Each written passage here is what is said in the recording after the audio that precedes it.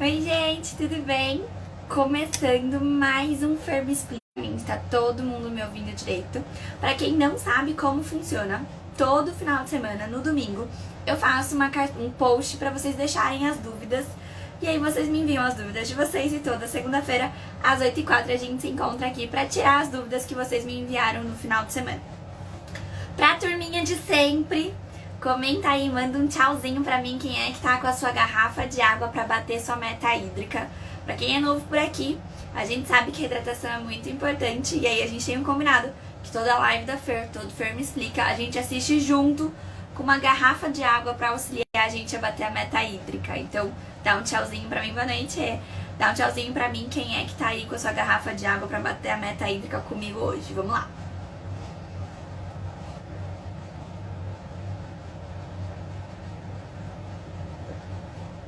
Gente, vou começar aí nas perguntas que vocês me enviaram. Olha lá! Todo mundo com a garrafa de água, boa! Vamos juntos bater a meta hídrica. Vamos lá, vamos começar a responder as dúvidas que vocês me enviaram no final de semana. Conforme for dando, a gente vai encaixando as dúvidas que forem surgindo aqui, tá bom?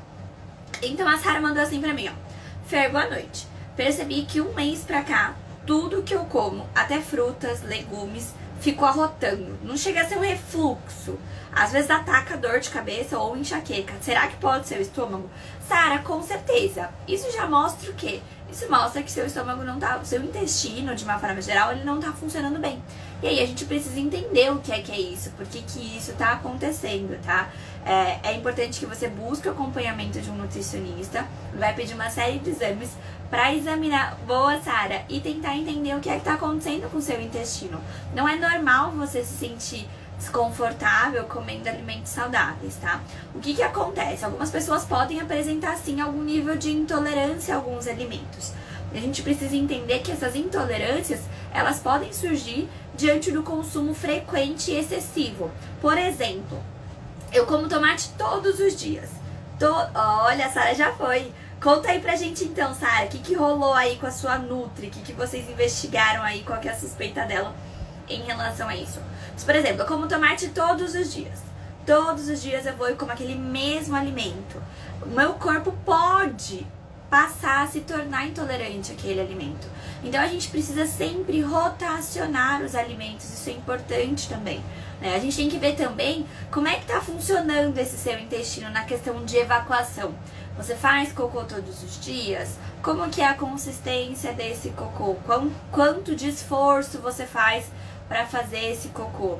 Tudo isso tem que ser levado em consideração, porque muitas vezes você ainda nem absorveu direito aquele alimento, né, que você colocou no seu corpo, e aí você come mais e você não tá conseguindo fazer a digestão corretamente, e aí isso vai dar sintomas como os arrotos, como os gases, né, vão dar alterações também na questão do cocô. Tá vendo? Aí a Sara comentando, ó, que tem intolerância à lactose e pediu pra tirar o glúten também. O que acontece em relação ao glúten e à lactose? Assim, a gente não tem estudos que comprovem, por exemplo, o glúten tá diretamente relacionado à enxaqueca ou a lactose tá diretamente relacionada à enxaqueca. Só que o que a gente sabe hoje é que a quantidade de glúten e também a questão da lactose, né, eles são pró-inflamatórios e hoje a gente tem uma quantidade muito grande de pessoas que tem algum nível de intolerância. E a gente tem que entender que intolerância não necessariamente vai vir com sintomas gastrointestinais. Então, para vocês terem uma ideia, muitos pacientes que têm, por exemplo, rinite, doenças respiratórias como rinite, sinusite de repetição, tá relacionado muitas vezes com algum nível de intolerância, principalmente à lactose e ao glúten, tá? E a gente precisa entender que o glúten de hoje em dia, a gente para pra pensar, por exemplo, na farinha.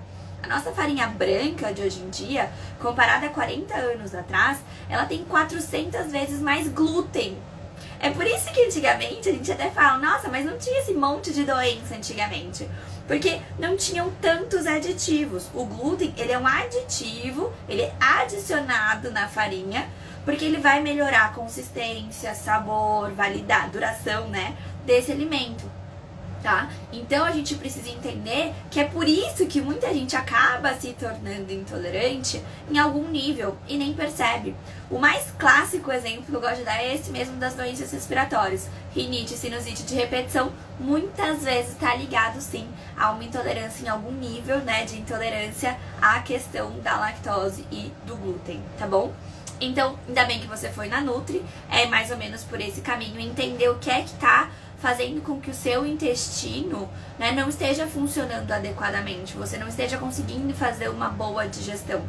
Porque tudo isso, né, você tem algum nível de intolerância, você continua consumindo aquele alimento, você vai levando a alterações nessa barreira que protege o seu intestino, né? E aí o que vai acontecer? Um monte de coisa que não era pra passar do seu intestino para sua corrente sanguínea, ele vai começar a passar. E aí o nosso corpo começa a atacar essas substâncias, porque ele não reconhece aquela substância, né? E tudo isso vai gerando o quê? Uma resposta inflamatória, tá? E uma inflamação favorece o surgimento de outras. Por isso que eu sempre falo que a questão intestinal, a saúde intestinal é muito importante quando a gente tá falando de enxaqueca. Vamos lá.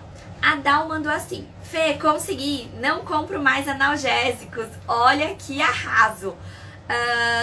Tenho vivido, assistido muitas dores, mas eu estou firme. Ela vai embora e volta mais de uma vez por dia. Obrigada por me libertar do Dorflex. Dal, o que a gente precisa entender? Primeiro, parabéns pela sua determinação. A segunda coisa, Dal, eu me preocupo quando eu vejo vocês tirando, porque é importante vocês tirarem o analgésico, mas sofrendo, tá? Não precisa ser tão sofrido. Então, o que eu quero saber de você? Não sei se você está assistindo agora ou se você vai assistir depois. O que você está fazendo para tentar controlar a sua crise, tá? Então, ó, você tá dizendo pra mim que você tem uma dor que vai e volta, que você tá resistindo sem um analgésico. Isso já é um bom sinal, quer dizer que alguma mudança de hábito aí você já tem feito, porque não tá tão intensa as dores o suficiente pra você precisar tomar de remédios. Agora, o que você tá fazendo de natural pra tentar combater essa dor? Então vamos incrementar, acrescentar aí uma água de coco com gengibre. Fer, não posso gengibre. Tô tomando medicamento para pressão, sou hipertensa, meu cardiologista não liberou. Bom, a gente pode fazer um shot com cúrcuma, por exemplo, então, né? Ou então a gente pode acrescentar o própolis verde no seu chá. Então tem uma dose de anti-inflamatório natural para você tentar controlar esses episódios de dor tão intensas, tá? Aliás, que não estão mais tão intensas, graças a Deus, graças ao seu esforço, não tá mais tão intensa. Mas também não precisa ser tão sofrido, você não precisa passar por tanta dor. O lado bom é que quando a gente retira esses analgésicos, normalmente a gente leva de 15 a 30 dias para o nosso corpo se adaptar à ausência desse analgésico. E aí a gente tende a sofrer muito menos com as crises de enxaqueca, quando a gente consegue romper esse ciclo. A Andressa perguntando se só água de coco pode. Andressa, o que acontece? A água de coco, ela é antioxidante, ela é muito boa, mas a gente precisa de uma dose de anti-inflamatório, então a gente precisa combinar ela com algum anti-inflamatório natural, tá? Então por isso que eu cito aqui, por exemplo, a cúrcuma, o própolis, o gengibre, ou então, por exemplo, o suco anti-inflamatório, que eu já coloquei aqui pra vocês, né? Então que a gente usa o salsão, que é super anti-inflamatório, tá bom? A Soraya perguntando como é que faz. Depois que a gente terminar a live, você dá uma olhadinha no meu Reels. Eu ensino a fazer, tem um vídeo ensinando, tá? Então eu ralo o gengibre, 2 centímetros, 2 dedinhos de gengibre, num copo de 250 ml de água, deixa ele 10 minutinhos na geladeira e depois toma ele, tá bom? Mas eu ensino a fazer direitinho no vídeo, dá uma olhada lá. A Taninha mandou assim: Fê, toma venlafaxina e prende bastante o intestino, por favor, me dá dicas pra esse caso. Taninha, você tá aqui com a gente? Dá um tchau pra mim se você estiver aqui, porque você costuma sempre assistir a nossa live. O que você pode fazer? Primeira coisa, Taninha, se o intestino não tá funcionando bem, né, se tá difícil de evacuar, se a frequência evacuatória não tá legal, primeira coisa, raspar a língua. A gente já conversou aqui. Eu tô me organizando, eu vou fazer uma live sobre isso agora em março, tá? É que a gente vai ter uma live super massa agora essa semana, que eu tô estudando muito pra trazer esse conteúdo pra vocês. Então aí depois a gente vai ter uma outra live e na sequência eu faço essa live explicando sobre os mini hábitos que eu já trouxe pra vocês, um gostinho do nosso curso de rotinas diárias, tá? Mas raspar a língua é o primeiro passo pra melhorar a sua saúde intestinal, tá? Pra quem não tava na live que eu expliquei, vamos voltar lá. O que acontece? A nossa língua era um meio de detox que acontece durante a noite. Então a gente tem um canal direto da nossa boca com o nosso trato gastrointestinal. O que acontece é que durante a noite, todas as toxinas e as coisas que não são absorvidas, elas sobem e elas ficam na nossa língua. Se a gente acorda de manhã e já começa a engolir saliva e já toma aquele copão de água do lado da cama, tudo isso vai fazer o quê? Com que todas aquelas bactérias e substâncias que nosso corpo não precisa, por isso que ele estava expulsando para fora, faz com que todas elas entrem para dentro de novo. E aí isso favorece uma proliferação de bactérias ruins no nosso trato gastrointestinal. E aí também vai favorecer o surgimento da disbiose, que é quando a gente tem mais bactérias ruins do que as bactérias boas no nosso intestino. E aí dá esse desequilíbrio. Quando a gente tem essa disbiose, a gente não absorve bem nutrientes. A alteração de absorção de nutrientes também vai resultar no favorecimento das crises de enxaqueca. Se a gente não está absorvendo bem nutrientes, a gente muito menos vai absorver remédio. Então a gente também não vai estar absorvendo nem aquele preventivo que a gente está tomando, né? Então é por isso que a gente precisa utilizar essa técnica de raspagem de língua. Eu vi que alguém perguntou aqui, a Ana perguntou como é que faz pra raspar a língua. Eu vou fazer um vídeo ensinando pra vocês, tá bom? Não é pra usar escova de dente. Alguém até comentou aqui que tem escova de dente. Não é pra usar escova de dente. Tem que usar o raspador. Eu vou trazer aqui um exemplo pra vocês. Eu vou fazer um vídeo ensinando pra vocês. Eu quero fazer a live, gente. Mas é que tem uma programação de lives aí. Mas agora em março, na segunda semana de março, a gente vai fazer uma live sobre isso, onde eu vou explicar direitinho. Vou mostrar o raspador, vou raspar aqui ao vivo com vocês pra vocês entenderem como é que faz, tá bom? A Sara comentando que tá raspando todos os dias. Ótimo, Sara, boa, já tá vendo a diferença? Vamos voltar então aqui, ó, pra falar da Teninha. O que a gente vai fazer, Teninha? Então vai raspar a língua. Além de raspar a língua, o que ajuda muito a estimular pra gente fazer cocô?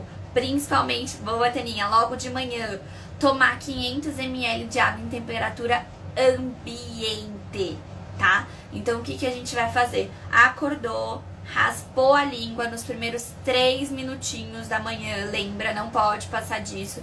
Depois disso a gente já começou a engolir saliva, depois disso as bactérias já foram pra dentro, tá? Então a gente vai pegar, a gente vai raspar a língua. Depois que a gente raspar a língua, eu vou colocar até aqui pra vocês, tô vendo muita gente perguntando sobre o que usar pra raspar.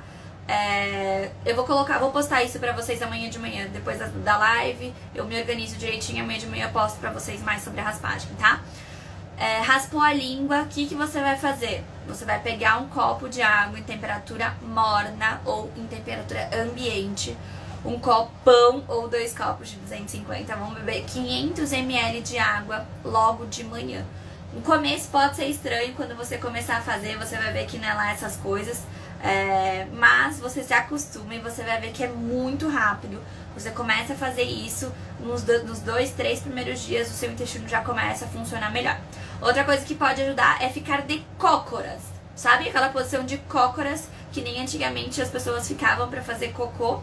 Pois é, essa posição ajuda a liberar o espaço, né, o caminho para o cocô sair. Então ficar de cócoras também pode te ajudar. Além disso, Teninha, hidratação, né? Capriche na hidratação. Quando a gente não tá bem hidratado, as fezes não ficam bem hidratadas, elas ficam secas, elas ficam duras e é ainda mais difícil de fazer cocô, beleza? Vamos lá. A Taninha também pergunta assim, ó, bom dia, Fer, quero saber como tomar coenzima Q10 com a melhor laboratório. Obrigada. Acho que eu cheguei a responder essa pergunta nos stories, gente. A coenzima Q10 eu ensinei no vídeo já, né? Tem uma variação aí nos estudos de 300 a 400 miligramas.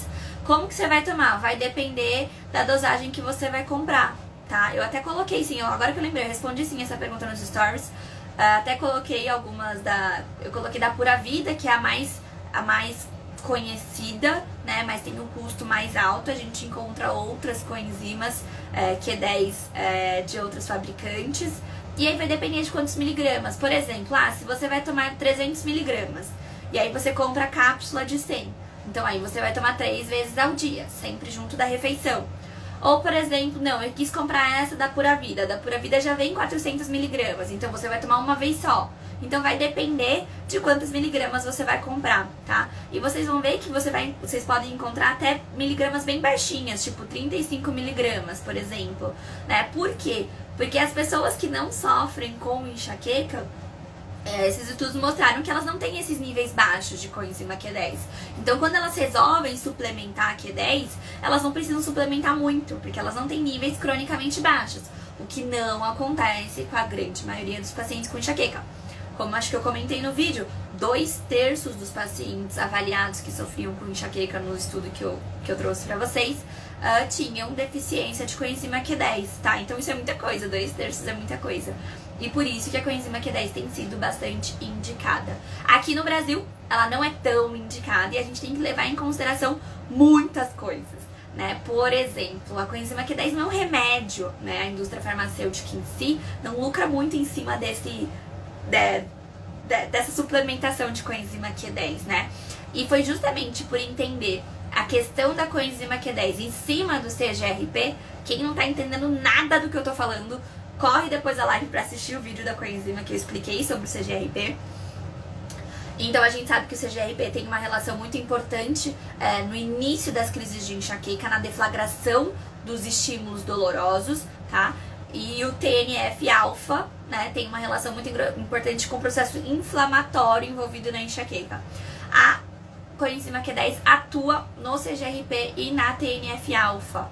Então, quando eles começaram a entender o que era esse CGRP e o potencial que essa coenzima Q10 tinha em cima do CGRP, foi a partir disso que eles começaram a estudar e desenvolver os anticorpos monoclonais, que são esses medicamentos novos, preventivos, injetáveis, que vocês já estão ouvindo falar, eu já fiz vídeo sobre isso, que é o Engalipazurta e o Ajove, que são os anticorpos monoclonais, que são preventivos específicos para enxaqueca, que vão atuar justamente nessa molécula de CGRP, tal qual a coenzima Q10, né? Mas é óbvio, tem outros fatores envolvidos aí na medicação, mas a coenzima Q10 também vai atuar inibindo o CGRP, tá bom?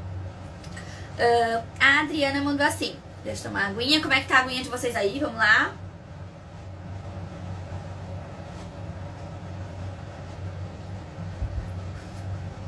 A Adriana mandou assim, ó. Comecei a sofrer de enxaqueca há uns 10 meses e agora estou entrando na menopausa. Será que minha enxaqueca é um dos sintomas da menopausa? Adri, quando você comenta assim pra mim, tô entrando na menopausa, a gente precisa lembrar que a menopausa é um marco, tá? Menopausa é um marco, é a última menstruação. Teve a última menstruação, agora você tá na menopausa, tá? Entrando na menopausa, você tá querendo dizer o climatério. O climatério é aquele período, né, que a gente tem desde que a gente para de menstruar normalmente, né, com a frequência que a gente tinha todo mês e tudo mais, começa a ficar irregular, vem um mês, aí depois fica 3, 4, 5, 6 meses sem vir, e aí depois vem 2 meses seguidos. No climatério a gente tem essa desregulação do ciclo pra gente chegar lá na menopausa e cessar a menstruação. Então, no climatério é esperado, infelizmente, uma piora do quadro de enxaqueca. Isso acontece com quase todas as mulheres que sofrem com enxaqueca, essa piora no climatério. O que acontece é que quando a gente entra na menopausa a gente consegue, talvez, ter uma diminuição das crises. Por que talvez, Fer? Porque assim, alguns estudos já mostraram que uma porcentagem das mulheres vão ter uma melhora dessas crises. Algumas outras mulheres vai continuar igual e algumas outras vão piorar. Não tem como a gente prever o que é que vai acontecer com você.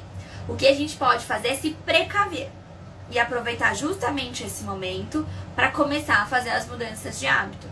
E aí, quando eu falo mudanças de hábito, gente, até em questão hormonal, a gente precisa lembrar, por exemplo, que tem alimentos que favorecem a produção de hormônios. A gente tem alimentos que têm papel similar ao hormônio no nosso corpo, principalmente estrogênio, né, que são os fitoestrógenos. A gente tem coisas que a gente usa no dia a dia que também simulam o estrogênio no nosso corpo, que são xenoestrógenos. E pra tudo isso eu vou fitoestrógenos, xenoestrógenos, eu vou explicar isso pra vocês na live dessa semana. A gente vai fazer uma live sobre contaminação e a gente vai falar sobre essas substâncias que fazem o papel, que simulam o hormônio, esses hormônios, principalmente o estrogênio dentro do nosso corpo, e aí podem potencializar desequilíbrios, principalmente relacionados ao ciclo menstrual. A Nara perguntando se o que eu tomo é água mineral. É, Nara, é água. Não tô tomando vodka não, gente, aqui ó, é água. Vamos lá. Ali, tem gente comentando aqui, ó, que a mãe não teve mais depois da menopausa. Pois é, algumas mulheres somem total depois da menopausa. Outras pioram muito, outras continuam a mesma coisa, tá? O que a gente pode fazer é se precaver e fazer as mudanças necessárias. Vamos lá. A Rai mandou assim: oi, Fer, queria um analgésico pra Cris. Você tá me pedindo analgésico? Gente, eu vou infartar, hein? Oi, Fer, eu vou ler a pergunta, mas olha... Eu queria um analgésico pra Cris. Tomava antes Sonrisal, mas agora não passa mais minha dor. Minha enxaqueca com aura, mas não é frequente, uma vez por mês. Mas quando eu tenho, ela é muito intensa. Cansa de vômito, mas não chega a vomitar. Mal-estar o dia inteiro. Ai, gente, vocês das de sempre que estão aqui, comentem aí. O que eu indico pra dor de cabeça, pra enxaqueca, gente? Que remédio que eu indico?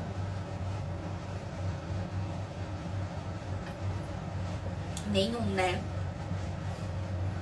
A gente fala de prevenção, né? De mudanças de hábito, tá? O que você pode tentar fazer é, quando a gente já aplicou as mudanças de hábito, quando a gente já tá colocando em prática os 5 pilares da autocura, aí você consegue controlar as suas crises. Ai, gente, não aguento vocês. A gente consegue controlar as suas crises com medidas simples do dia a dia, tá?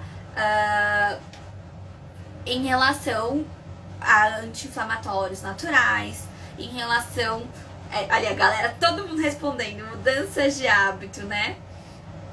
É isso, gente. Em relação a anti-inflamatórios naturais, você pode usar as compressas, você pode usar automassagem, você pode usar pomada de própolis. Então você pode usar essas estratégias que podem funcionar. Fer, vai funcionar do nada? Não tô fazendo nada, a dor vem, eu quero fazer só um gelo e resolver o problema. Vai funcionar? Não vai, bem. Não vai. Não tem milagre, tá? Precisa fazer a mudança de hábito antes. Por isso que eu vou trazendo tudo isso de mudanças de hábito pra vocês, para que vocês consigam ser capazes de fazê-las, né? E vocês consigam controlar as crises. É essa a ideia. Agora eu vou voltar aqui, porque eu até perdi o fio da meada quando eu li aqui o povo falando que melhorou. Ali, gente, a Neia. Minha melhora, graças a Deus, foi te conhecer. Mudou total a minha vida, obrigada. Olha que amor, eu fico muito feliz, gente. E eu vou até fazer... Ai, eu preciso falar, gente, eu tô muito emotiva ultimamente. Ali, a Kaline mandando assim, ó, a Jaciane, Kaline. Minha enxaqueca melhorou muito com as mudanças de hábito. Que arraso. Gente, eu tô muito sensível ultimamente, né? Não sei o que tá acontecendo comigo. E receber esses feedbacks positivos de vocês é muito estimulante, vocês não têm ideia. Eu tô numa vibe assim, meio cansada demais. Eu tenho recebido muitas mensagens bem desagradáveis de algumas seguidoras, e muitas que já até deixaram de seguir, com várias relações, uma falta de respeito, de empatia, de educação até, sabe? Das pessoas cobrarem coisas, né? Poxa, eu venho aqui todos os dias trazer informações pra vocês. Eu faço vídeo todos os dias pra vocês. Eu faço live, eu tiro dúvida. E aí as pessoas vêm com uma cobrança, com um jeito bruto de se cobrar, sabe? Assim, tipo, mesmo vídeo que eu fiz agora sobre anticoncepcional. Ah, então tá bom, se você só me dá problema, e cadê a solução? Tipo, a Fer fica chateada, gente. A gente vai falar mais sobre isso mais pra frente, mas... Que grávida, a mulher tá doida? Tô grávida não. Eu só tô mais cansada, mais estressada mesmo, gente. Então, aí, acabei até perdendo o fio da meada. É isso, viu, Taninha? A questão do valor. E isso desmotiva a gente, sabe? Então, é até uma reflexão que eu queria trazer pra vocês. Eu não queria trazer dessa forma, mas enfim. do valor que a gente dá pro esforço do outro, sabe? Do quanto, como a gente retribui o que o outro faz pela gente, de graça, assim, sabe?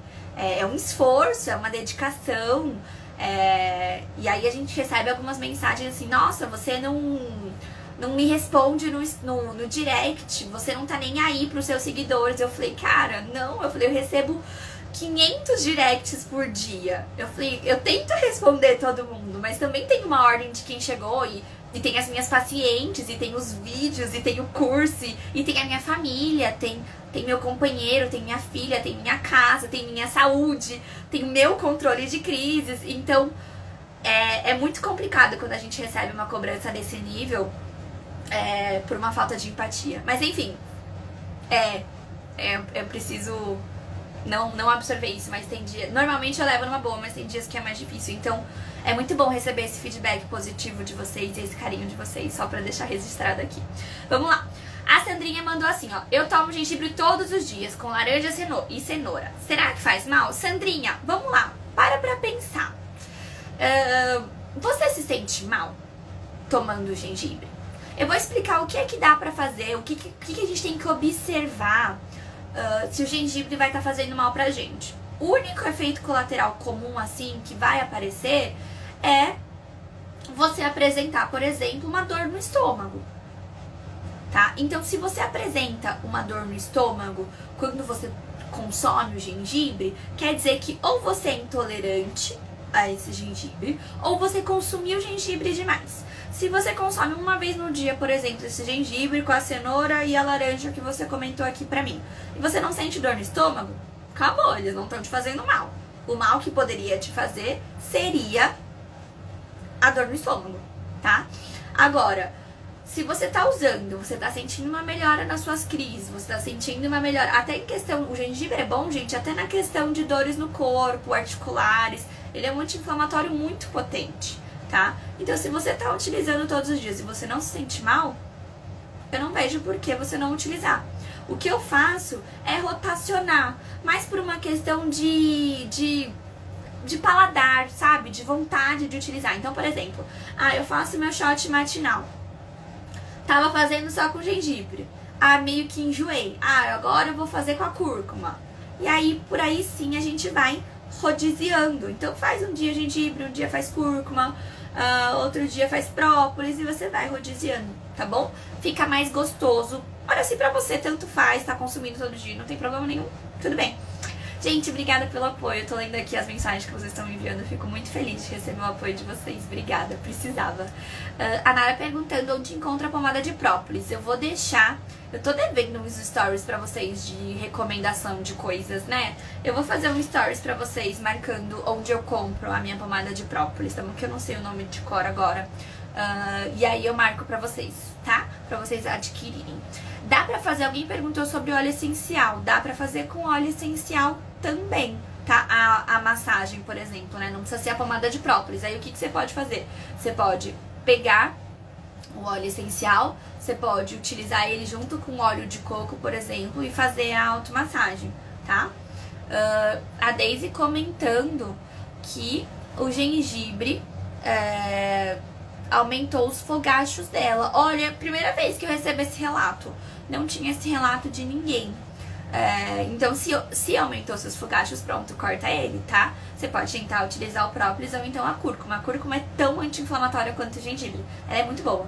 E pra quem consegue achar o salsão, gente, o salsão é maravilhoso. É um alimento que ele tem muita fibra, ele é muito anti-inflamatório, então dá pra você fazer um salpicão. Adoro fazer salpicão. Você faz um salpicão, você bate ele no suco, você usa ele na salada comum, tá? Você pode colocar ele no arroz. Você...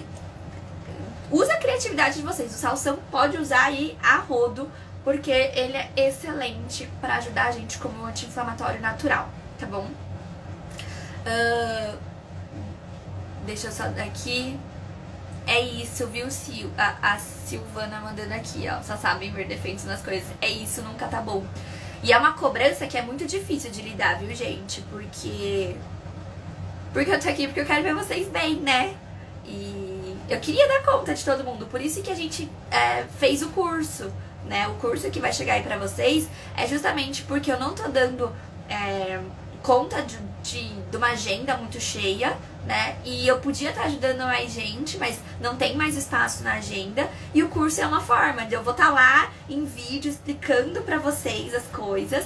Vai ter live pra quem estiver na turma do curso. Então a gente vai marcar live de sábado, que é um dia que todo mundo, né, consegue se organizar pra estar lá, pra tirar as dúvidas comigo. Então assim, o curso foi essa estratégia que a gente achou pra conseguir ajudar mais pessoas, já que a agenda já lotou e que eu não tenho como mais ajudar, além do que eu tô fazendo aqui hoje, né? Então o curso veio dessa necessidade, dessa angústia. Ele veio de uma angústia minha, na verdade, né? A Giviana mandou assim: bom dia, Fer, produtos de limpeza. Ela colocou aqui pra mim. Deu? Vocês estão me vendo? Boa. A Gívia, acho que eu tinha caído, voltei, né? Deixa eu só responder aqui a Nara. Não, ainda não tem a data. Eu vou começar a divulgar pra vocês agora em março e a gente vai começar em abril, beleza? Se organizem aí, eu vou trazer todas as informações pra vocês em breve. A Gi mandou assim, ó: bom dia, Fer, produtos de limpeza, água sanitária, por exemplo. Pode potencializar a dor, ser um gatilho? Minhas dores acontecem sempre pré-menstrual e no período ovulatório, mas desde que iniciei as mudanças de hábito há alguns meses são dores mais leves, tranquilas de passar. Olha que delícia, gente. Porém, essa semana tive uma forte dor. Precisei recorrer ao hospital. Analisando o meu diário, olha que exemplo, analisando o diário. Analisando o diário, não consegui nada que pudesse ser ocasionado. Obrigada.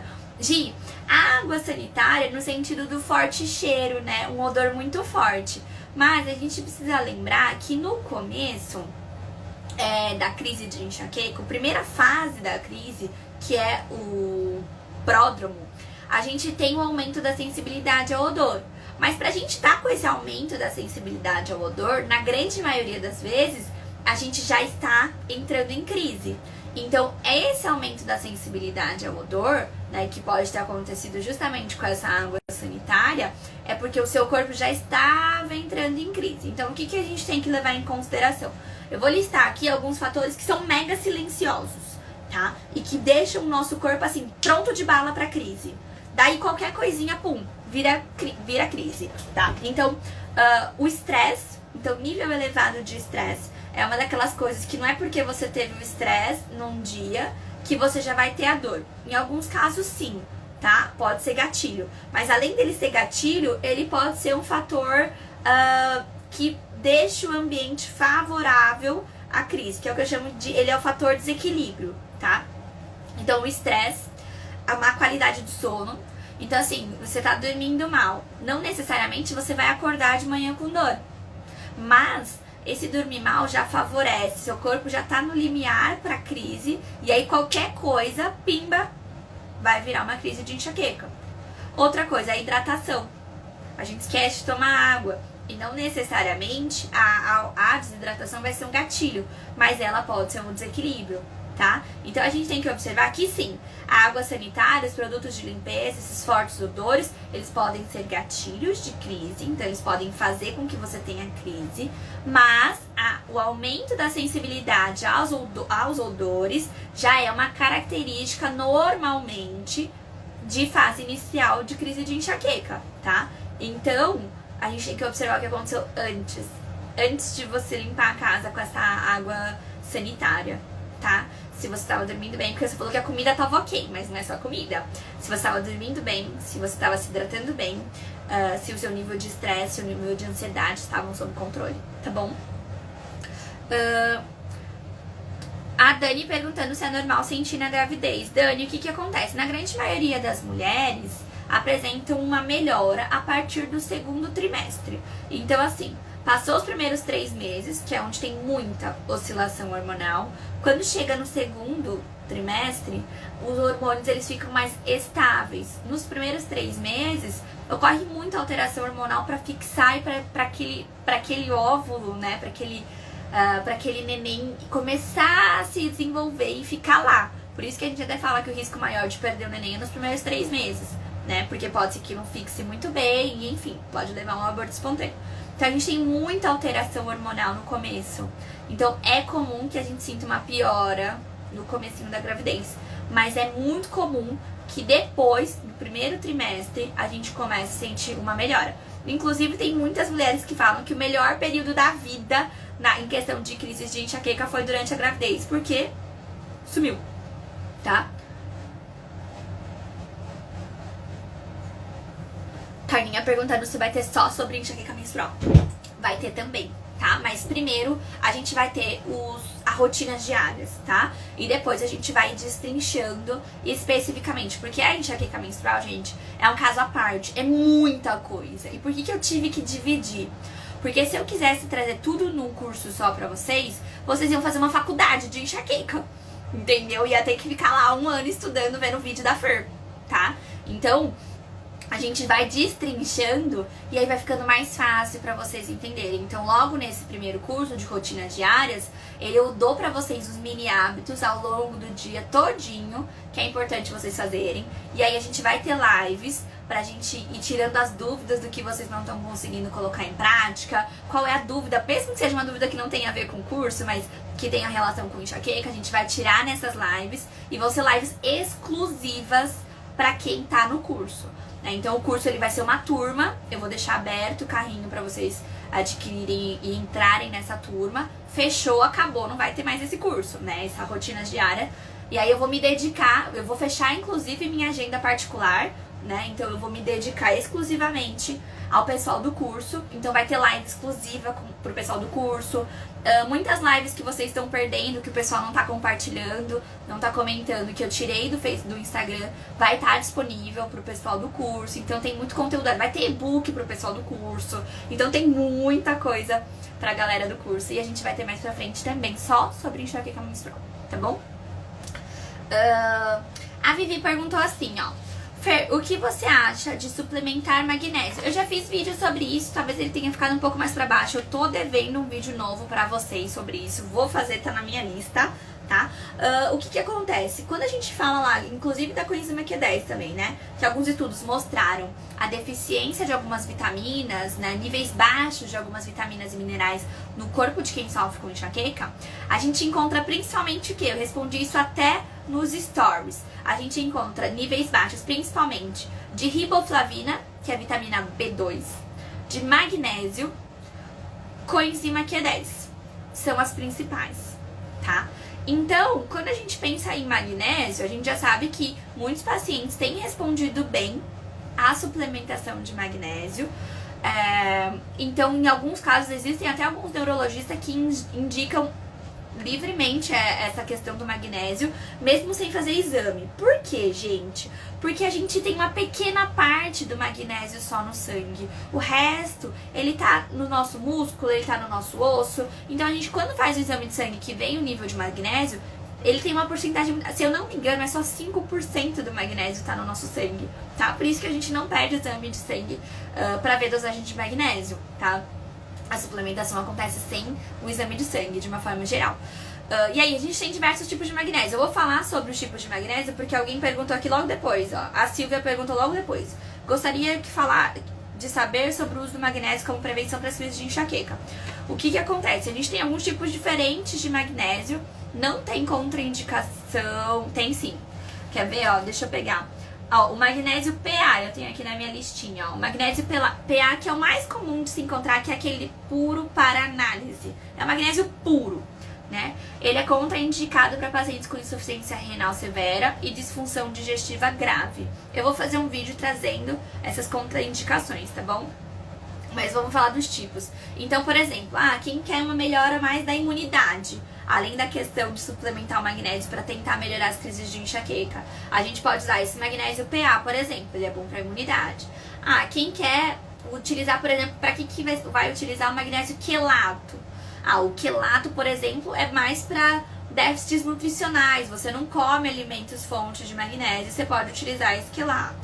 E o dimalato? Quem é que vai utilizar o magnésio dimalato? Magnésio dimalato, ele é bastante indicado para quem tem, por exemplo, osteoporose, dores articulares, fibromialgia. Ele ajuda também nas alterações de memória e da insônia. E o magnésio treonato a gente usa principalmente para pacientes que têm níveis muito grandes de ansiedade, de estresse, alterações na memória. Então a gente vai utilizar esse treonato. Eu tenho um vídeo, se vocês procurarem no YouTube, vocês colocam lá empoderamento na enxaqueca e escreve magnésio. Vai aparecer meu vídeo onde eu explico tudo os tipos de magnésio que a gente tinha na época, que agora a gente já tem outros tipos, por isso que eu preciso atualizar aquele vídeo, e fala um pouquinho para cada tipo de paciente, para qual indicação a gente utiliza, tá bom? E isso, o magnésio para dores articulares, esse aí vai ser o de malato, tá? Principalmente para dores articulares. Vamos lá. A Gabi mandou assim: Fer, toma o Naramig todos os dias pra não ter crise. Gente, olha isso. Isso me preocupa um pouco, ó. Já começa por aí, Gabi, ó. Fer, toma o Naramig todos os dias pra não ter crise. Mas o Naramig não é pra não ter crise. Pra não ter crise, falando em remédio, tá, gente? Que eu já não gosto, mas enfim. Não gosto de falar muito de remédio, mas enfim. Falando em remédio, né? O preventivo é pra você não ter crise. O Naramig é abortivo de crise. Ele é pra quando você já está em crise. Daí tem o Naramig, o abortivo, tá? Então, se você tá tomando Naramig pra não ter crise, já tá errado. Por quê? Porque aí você toma todos os dias, como você mesmo já disse, e isso vai te encaixar num quadro de ciclo vicioso em relação à utilização do analgésico, uso excessivo de analgésicos. Daí o que vai acontecer? Aí você começa a ter dor todos os dias, porque você tá tomando um remédio errado, tá? Vamos terminar de ler a pergunta dela. Tenho enxaqueca crônica. Meu médico me passou tratamento com fisioterapia e injeção de bloqueio de dor, mas não está adiantando. Agora ele pediu para associar a vacina Engalit. O que você acha da vacina? É aquele anticorpo monoclonal que a gente conversou aqui no começo, quando eu falei sobre a coenzima Q10 também, tá? Então, o Engalit, o Pazurta e o Ajove, eles são dessa classe nova de medicamentos injetáveis chamados anticorpos monoclonais. Neles, a gente tem alguns, né? Tanto vão atingir direto a molécula de CGRP, eles vão inativar essa molécula, e como eu já expliquei pra vocês, esse CGRP, ele é uma molécula que está relacionada ao início da dor, impulsos nervosos de dor, tá? Então, alguns desses medicamentos, desses anticorpos monoclonais, eles vão trabalhar inativando essa molécula de CGRP, e alguns vão inativar o receptor. Por quê? Porque para essa molécula de CGRP chegar lá no nosso cérebro e deflagrar a sensação de dor, né, ela precisa encaixar. Toda molécula tem um receptor. Se ela não encaixa, ela não consegue deflagrar esse sintoma de dor no nosso cérebro. Então, esse anticorpo monoclonal, né, eles podem atingir tanto inativando essa molécula, então ela vai ficar diferente, ela não se encaixa no receptor, e aí a sensação dolorosa não vai chegar, ou ela vai alterar o receptor, e aí a molécula não consegue se encaixar, e aí o impulso doloroso não vai chegar no cérebro também, tá? Agora, o que acontece? Muita gente pergunta pra mim, Fer, tem um número, me perguntaram até no YouTube esses dias, Fer, tem um número de doses desses anticorpos monoclonais que a gente precisa tomar? Não, não tem. A gente não tem um limite. Então, por exemplo, os estudos mostram bons resultados após 3 doses. Então, normalmente, isso não é uma regra, aplica-se 2 injeções na fase inicial e depois ela vai ser aplicada uma vez por mês. Os estudos mostram resultados efetivos a partir da 3ª dose. Tem pacientes que apresentam melhora na primeira, tem pacientes, inclusive, que eu atendo, que já aplicaram 10 doses e não tiveram melhora, tá? Então, não tem como a gente prever se você vai ser uma paciente que vai ter uma melhora absurda ou não, tá bom? Vamos lá. Inclusive, se você for optar por tomar, entre em contato com a fabricante, porque tem alguns programas que oferecem desconto nas 2 primeiras doses, tá? Então, porque o custo é bem elevado. A Jo mandou assim: Oi, Fer, tenho pedra na vesícula e pedra no rim. Estou protelando as cirurgias. Tenho um pouco de medo, mas tenho consciência que terei que fazer. Gostaria de saber se as pedras podem causar processos inflamatórios que influenciam nas crises de enxaqueca. Bom, Jo, a pedra na vesícula em si, ela não tem um processo inflamatório envolvido, mas ela pode gerar um processo inflamatório quando ela entope o canalzinho. E aí a gente pode ter isso, a pedra no rim também, tá? ela pode gerar um processo inflamatório. Por natureza, ela não tem essa inflamação, né? A pedra na vesícula, por exemplo. Mas ela pode levar a um processo inflamatório se você não consegue eliminar essa pedra.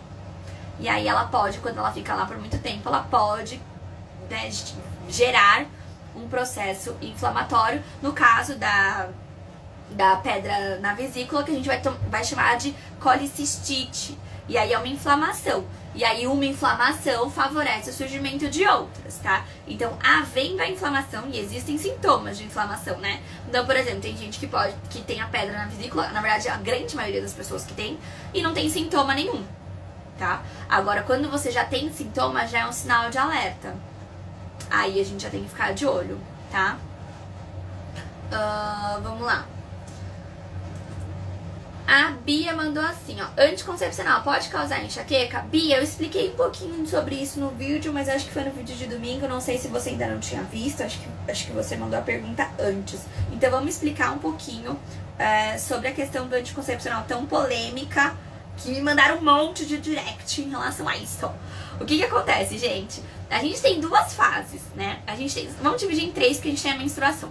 Então a gente tem a menstruação, aí a gente vai ter as alterações. Depois da menstruação, a gente começa a subir os níveis de estrogênio. Daí a gente vai cair esses níveis e vai ovular. Depois que ovulou, o hormônio que fica em alta é a progesterona. O estrogênio, ele tem ação estimulante no nosso corpo, tá? E ele é bom, tá? Não vai achar que o estrogênio é um vilão. Ele é importante pra gente.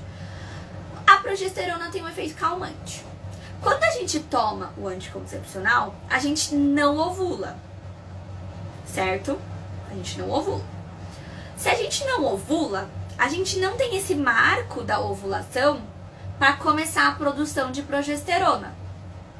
Então a nossa progesterona não vai subir. E se ela não sobe, a gente fica com um monte de hormônio estimulante, que é o estrogênio. O estrogênio não precisa estar alto. Ele pode estar baixo até.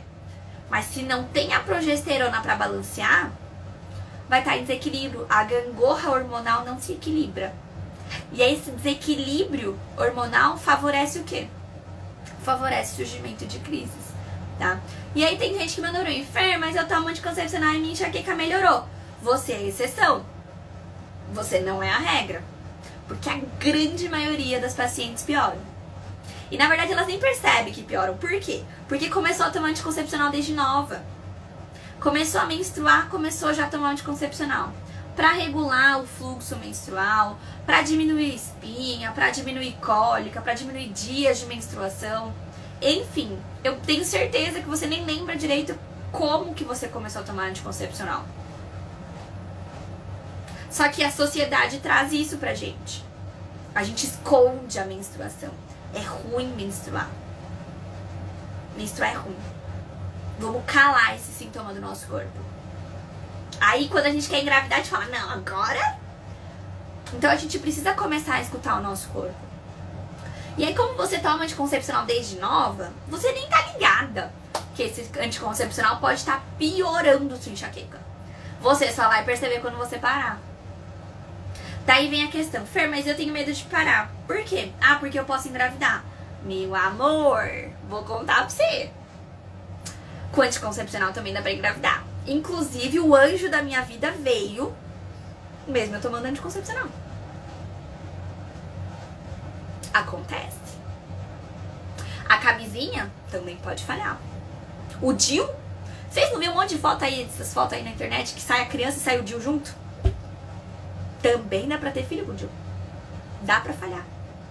Todos os métodos podem falhar. Todos têm chance de falha. Por isso que a gente associa dois métodos. Associa o método Billings à camisinha. Vê lá, ah, tô no meu período fértil, não tô querendo engravidar. Vi lá meu muco, tô no período fértil.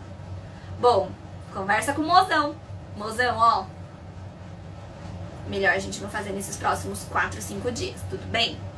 Tô no período fértil. Aí se a camisinha falha, aí dá ruim, né? Dá ruim não, dá neném. Agora, fora desse período, é só você fazer com camisinha. Tranquilo. A gente não engravida fora do período fértil, gente. Então, pra isso, você precisa se conhecer. Você precisa conhecer seu corpo. Por isso que uma vez a cada 2 meses eu faço um live sobre menstruação. Pra te ensinar quais sinais seu corpo te dá, como entender seu corpo. Então, sim, o anticoncepcional pode sim favorecer o surgimento de crises de enxaqueca.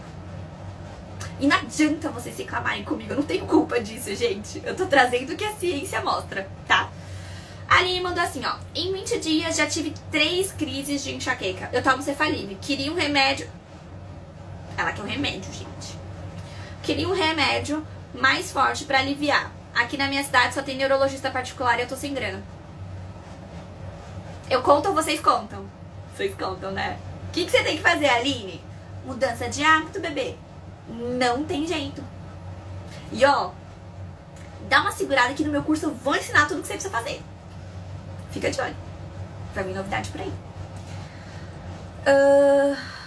A Sheilinha mandou assim, ó. Fer, grata por seu canal. Nos ajuda muito. Que bom, querida. Eu fico feliz. A enxaqueca tem a ver com a anestesia de parto cesárea? Pois a minha primeira crise foi quando cheguei em casa pós-parto, 23 anos. Fiquei 22 dias com dores insuportáveis. O médico disse que foi anestesia. Depois passou. Aí, após alguns anos, essas crises voltaram. E agora, de 48 a 52 anos de idade, tem aumentado a dor e a frequência vem junto com o período menstrual. O que acontece? Existe o que a gente chama... Ali, ó, o pessoal falando... Adorei, Celina. Existe o que a gente chama de cefaleia pós-RAC. Que é uma dor de cabeça... Não é uma enxaqueca. É uma dor de cabeça muito intensa que pode surgir pós-RAC, pós-anestesia RAC, que nós mulheres costumamos tomar na hora do parto. Quando a gente fala de parto cesárea, né? Então, a gente costuma tomar essa anestesia. Então, pode acontecer, sim, a cefaleia pós-RAC. Como o seu médico mesmo disse, ele não errou. Foi da anestesia, nesse caso. Agora, sim, assim, depois de anos, você começou a ter crise de enxaqueca. Isso não tem relação com a sua anestesia, que você tomou há não sei quantos anos, tá? Isso quer dizer o quê?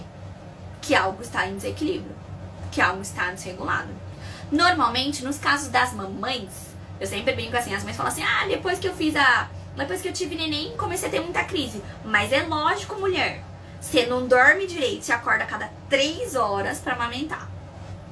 Ou pra trocar fralda. Ou porque a criança acordou e tá com cólica. Enfim, você acorda a noite inteira. Você já não dorme bem. Você nem lembra de comer direito.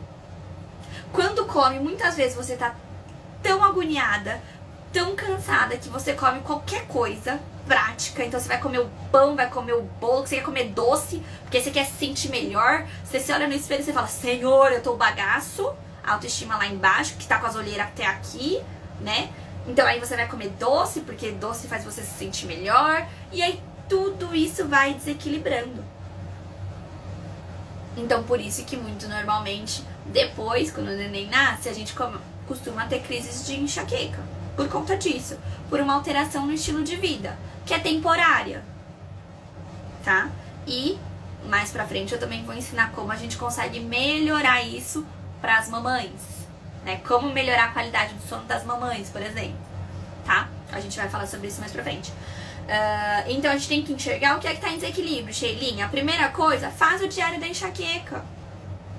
Se você não tá entendendo o que aconteceu, procurar a causa em algo, numa cirurgia, né? Numa anestesia que você tomou há 23 anos atrás, não faz sentido.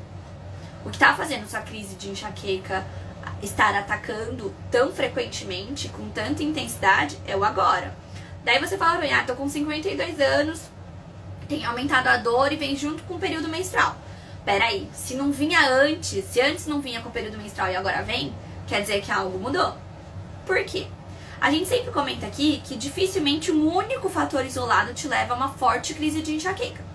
Então, para pensar, o período menstrual, ele já é um fator que favorece o surgimento de crises, naturalmente. A gente tá inflamado, né? No período menstrual, a gente tá inflamado, nosso útero tá inflamado. Por isso que ele tá descamando, tá? Então, o que acontece? Ele tá descamando, já tem uma inflamação, então já favorece o surgimento da crise de enxaqueca. Se junta com outro fator, por exemplo, tô de TPM e comi doce. Juntou 2 fatores, crise de enxaqueca. Dormi mal, bé, 2 fatores, crise de enxaqueca. Não me hidratei, bé, crise de enxaqueca. Tô estressada, briguei com não sei quem, engoli o estresse, engoli aquela bronca, ficou lá engasgada em mim, né? Crise de enxaqueca, 2 fatores. Então, especialmente no período menstrual, a gente precisa tomar mais cuidado com o que a gente recebe do mundo, com o que a gente, aliás, com o que a gente faz, com o que a gente recebe do mundo, com a nossa rotina em si. A gente precisa entender isso. O que é que eu vou fazer nesse momento que meu corpo já está favorável ao surgimento de crises? Eu vou ceder à tentação do doce? Eu vou me dar o luxo de ficar remoendo aquilo que alguém falou e que tá me fazendo mal e que... Não. Então são escolhas que a gente vai conseguir fazer conscientemente a partir do momento que a gente entende nosso corpo. Eu fico brincando que nós somos várias mulheres diferentes no mesmo mês. E tudo isso pelas ações hormonais. Se a gente começa a entender e usar isso a nosso favor, gente, é outra vida. É outra vida, tá? Então o que acontece? Por exemplo, eu sempre tive TPM muito forte. Eu sempre tive cólica muito forte. Eu tomava anticoncepcional justamente porque eu menstruava 20 dias. Eu parava no hospital todo mês, anêmica e morrendo de cólica. E aí depois ficava 3 meses sem menstruar. Aí comecei a tomar anticoncepcional. E tomei até pouco tempo atrás. Então entendam que tudo que eu trago aqui pra vocês sobre menstruação, sobre corpo da mulher, sobre dicas, sobre a água de coco com gengibre, sobre o shot matinal, sobre a prática de atividade física, sobre meditação, tudo isso eu testei em mim antes, gente. Como é que eu vou falar pra vocês fazerem um negócio que eu não sei como é a sensação, eu não tenho perspectiva se é legal ou não fazer, eu não sei. Por isso que eu falo pra vocês, tudo isso eu já testei em mim. E não só testei em mim, mas também, né, a gente tem a informação da ciência, né? Então, faz o diário da enxaqueca pra tentar entender o que é que tá em desequilíbrio. Desapega com a sua hack de 20 e tantos anos atrás. Foca no agora. Você precisa entender o agora. Beleza? Faz o diário da enxaqueca que eu tenho certeza que você vai falar pra mim, Fer, descobri o que é que era. Vamos lá, gente. Deixa eu ver meu tempo. Acabou minha live, gente. Ainda falta muita coisa. Deixa eu ver. A Bia mandou assim: tenho dor diária com característica de dor de cabeça tensional, mas o neurologista me passa preventivo de enxaqueca, que desde pequena tenho também. Como melhorar essas dores diárias? Primeiro, alongamento matinal, já ensinei aqui. Vocês arrasaram, bateram a meta. Ficou salva aí permanente pra vocês. Primeiro, Bi, faz alongamento matinal, tá? Começa a incrementar isso. Se você tem uma questão de tensional envolvida, faz alongamento matinal, faz automassagem, incrementa na sua rotina um anti-inflamatório natural todos os dias. Isso já pode começar a te ajudar. Em paralelo, faça o diário da enxaqueca, tá bom? A Marcinha: Fer, é verdade que quem tem enxaqueca crônica não pode comer nenhuma fruta? Não, isso não é verdade. Isso é mentira. Inclusive alguém aqui, a Sara até comentou aqui, ó, que ela tem enxaqueca crônica, não tem problema, come fruta. E quando tá em crise, evita banana e laranja pra não piorar. Então o que acontece? A gente tem que nas frutas, a fruta tem seu próprio açúcar, né? Que é a frutose, né? E aí quando a gente come frutas com muita frutose, a gente também vai ter o aumento da insulina. A insulina, quando a gente tem um pico muito grande de insulina, né? Ela é inflamatória. Muita insulina, ela é inflamatória no nosso corpo, tá? Agora, você comer uma fruta por dia, não vejo problema nenhum, tá? É óbvio que isso tem que vir de um equilíbrio com o que é que você tá comendo, o resto das outras coisas que você tá comendo, né? A Bi também perguntou assim, ó: tem alguma relação entre ovário policístico e enxaqueca? Gente, o que acontece? Não existe uma relação direta, mas pra pensar. É óbvio que a gente tem as causas do ovário policístico, né? Ela pode ter uma causa genética, então a gente vai herdar essa herança da nossa mãe, da nossa avó, mas a grande maioria das vezes ela tá relacionada a uma resistência à insulina. E como que é essa resistência da insulina? A gente tem a célula aqui, e aí a gente tem o açúcar, a glicose, que precisa entrar dentro da célula. Ela precisa vir parar aqui dentro. Para ela entrar aqui dentro, na hora que essa glicose chega, a gente tem que ter o receptor dela, que vai ser a insulina. Então, nosso corpo percebeu que tá chegando glicose, ele fala, vai insulina, vai, vai, vai, vai, vai. A insulina vai abrir a portinha para essa glicose entrar na célula. É assim que funciona. Agora, quando a gente tem a resistência à insulina, nosso corpo viu a glicose e falou, vai insulina, vai, vai, vai, vai, vai. Aí vem um monte de insulina e nenhuma delas abre a portinha. A glicose não entra e tem um monte de insulina. O nosso corpo fala, não, vou mandar mais porque tem que entrar essa glicose. E manda mais insulina e mais insulina. É assim que funciona, que acontece na resistência à insulina. A gente perde a sensibilidade a essa insulina. E aí o nosso corpo manda produzir mais insulina para tentar fazer aquela glicose entrar. E essa resistência à insulina é muito comum nas pacientes com síndrome do ovário policístico. Daí o que acontece? Esse excesso de insulina é o quê? Inflamatório. Então, embora não exista uma relação direta, tipo assim, quando eu falo relação direta é quem tem enxaqueca tem ovário policístico. Ou quem tem síndrome do ovário policístico tem obrigatoriamente enxaqueca. Não. Não existe essa relação direta. Mas, indiretamente, quando essa síndrome do ovário policístico é causada por uma resistência à insulina, aí sim, a gente favorece o surgimento de crises de enxaqueca, sim. Tá bom? Senhor! A Ana mandou assim. Tava perguntando sobre remédio, né? Remédio preventivo de crise. E aí é sempre importante a gente conversar com um neurologista sobre o seu preventivo de crise. E aí perguntaram assim, Fer, tenho ataque sempre com mudança de temperatura. Depois das mudanças climáticas, as temperaturas mudam, às vezes 5 a 10 graus. Isso é certeza que ataca. Como lidar com isso? Obrigada. Gateco mandou essa pergunta. O que acontece? Esses fatores externos a gente não consegue controlar, né? Vou controlar, para de fazer calor. Não dá pra controlar. Mas alguns estudos já mostraram que a nossa relação, né, essa suscetibilidade a crises devido a fatores externos, ela diminui quando a gente consegue controlar a nossa frequência normal, atual, de crises. Por exemplo, Fer, tô acostumada a ter 5 crises no mês. Comecei a fazer as mudanças de hábito. Eu tenho uma crise no mês. Eu tenho uma crise no mês. Então, agora você já tá equilibrando o seu corpo, você já tá menos suscetível àquele fator externo. Lembra que eu falei que normalmente, por uma forte crise, a gente precisa de 2 fatores em desequilíbrio? É isso. Se o fator desequilíbrio tá lá, na mudança de temperatura, mas você dormiu bem, você tá se alimentando de forma saudável, você tá praticando atividade física, você tá controlando seus níveis de estresse, você tá se hidratando, aquilo lá vai ser só um fator. Ele não vai ter o outro fator. Então você pode até ter uma leve crise, mas uma forte crise você não vai ter. Então, primeiro, reequilibre o seu corpo. Segundo, você vai observar, e depois, né, você vai observar que você não fica tão suscetível em relação aos fatores externos, tá bom? Gente, acabou, eu já passei do horário até, acabou a nossa live. Muitas dúvidas, teve um momento de desabafo também, a Fer tá emotiva ultimamente, não tem jeito assim. Obrigada por me acolherem, foi muito bom ter esse acolhimento de vocês, foi muito bom conversar com vocês, tirar as dúvidas de vocês. Eu sei que vocês também têm dúvidas.